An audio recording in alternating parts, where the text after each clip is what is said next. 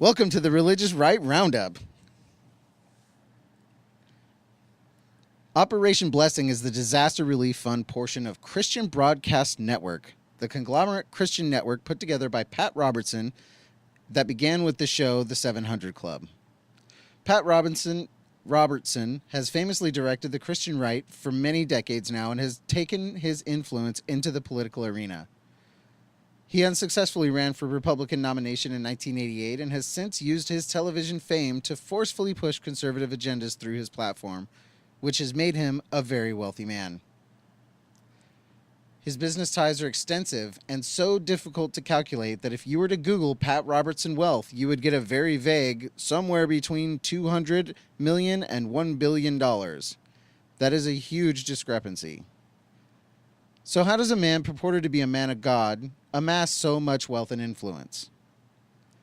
A man worth that much money has many business ties, the most obvious being the creation of his Christian Broadcast Network, which has announced its intent to run as a 24-hour network like CNN.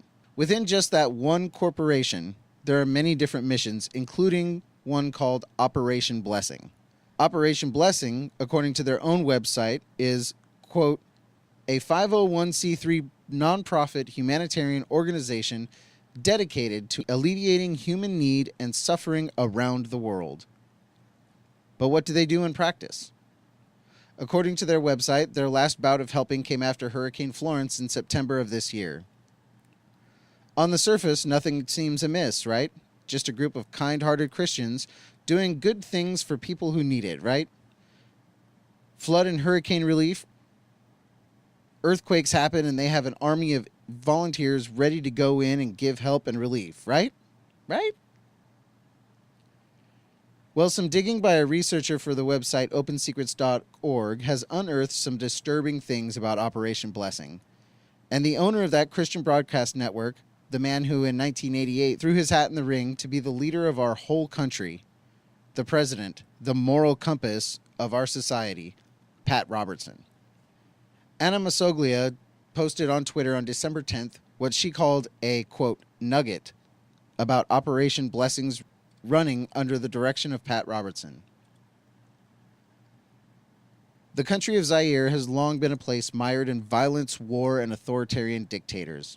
In 1965, President Mobutu took power in a bloodless coup and during his first speech announced that the government had taken 5 years to fall apart and it would take him at least that long to fix it. He banned political parties and asserted total control over the government. He reigned Zaire with an iron fist, so to speak. He publicly executed anyone who dared challenge him, often by hanging them in front of crowds. He nationalized agriculture, mining, and even foreign firms, and consolidated nearly all the power and wealth of the country to himself, leaving millions impoverished. Children starved to death regularly, and it is rumored that the slave trade was alive and well in this part of the world. And so, with such crises as these, it would seem a natural thing that Operation Blessing would be showing up to relieve this disaster, right?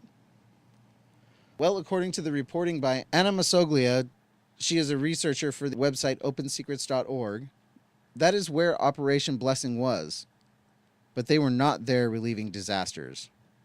According to her reporting, they were there moving diamond mining equipment to bolster Pat Robertson's already massive wealth. That's right, you heard correctly.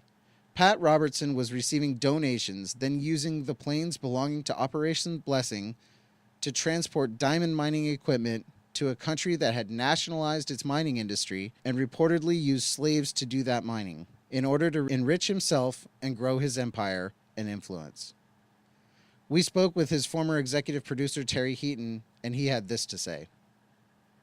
Quote, I don't think there is necessarily anything new here, but it is a validation that Pat found ways to help himself through the ministry. I've heard this stuff before. Similar themes occurred during the whole Iran-Contra business, and the IRS didn't care much for his tactics. So ask yourself, is this a man who should have been president? A man who should hold a moral compass? A man you would follow? A man who should be influencing millions of Americans on a daily basis? How about just a man you should follow? That's it for this week. Be sure to join us next week on the Religious Right Roundup. Yeah!